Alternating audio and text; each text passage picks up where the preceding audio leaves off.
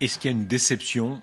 On le rappelle, évidemment, le vaccin reste une nécessité dans ce combat contre la maladie, mais est-ce qu'il y a une déception Ah relative oui, par rapport aux premières promesses? évidemment qu'il y a une déception. Il faudrait vraiment ne pas y voir clair pour ne Hein. pas être déçu. Il y a des vaccins, le vaccin de la fièvre jaune, le vaccin de l'hépatite A, vous faites une primo-vaccination, l'hépatite A, vous êtes protégé toute la vie. Hein.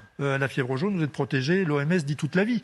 Donc si vous voulez, une injection, une primo-vaccination protégée toute la vie, et là vous êtes protégé, au bout de 6 mois, votre protection, elle tombe à 50% sur l'Omicron.